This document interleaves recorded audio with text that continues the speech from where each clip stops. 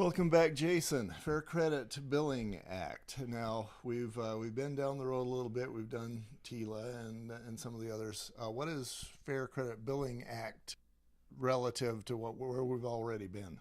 So just more explaining credit. And like maybe I'm a geek, but this one's kind of exciting. This is the one where it makes credit cards a good idea.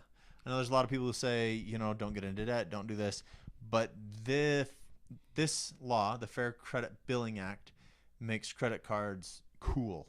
So what this says is your financial responsibility for unauthorized charges is $50. So you don't have to pay for merchandise that you ordered but never received, goods or services that you didn't accept or weren't delivered as promised, and double charges or incorrect charges. Mm-hmm. So this is the one where you dispute your credit card and they say, oh, don't worry, we'll cover it. Yes, they will, because it's the law. One of my credit card numbers was stolen once, and I think it was $3,000 for fitness equipment delivered to Texas. Called the credit card company and said, don't worry about it. We'll take care of it. So good stuff. But you still had to pay $50. No. Okay.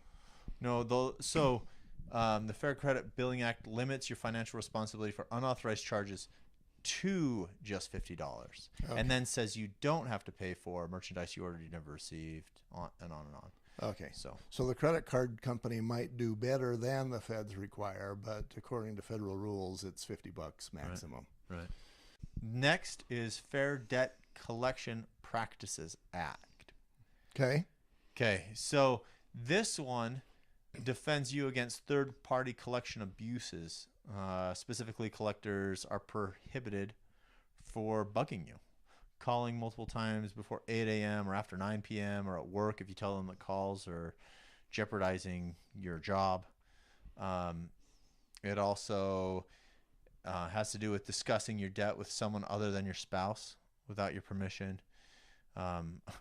using profanity, making false claims or threats. If they say that they're going to sue you, they have to sue you.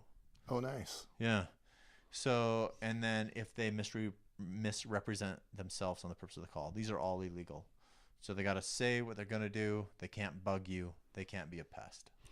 Yeah, and as relates to the can't bug you, so they can't call you early in the morning or late at night, but during daylight hours, basically, they can still call you. Yeah, they can call you over and over and over and over and over and over.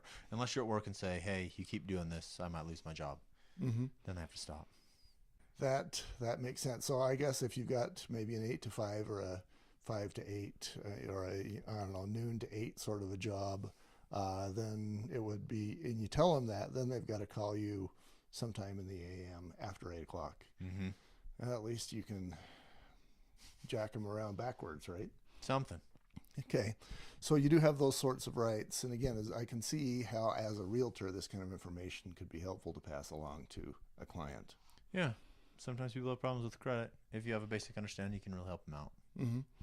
Next, we're going to go into a long spiel about credit in general. Long spiel. I'm into long spiels. I'll let you do the long spiel. I'll just sit here and enjoy. Right? It's stimulating. We'll be right back. Okay.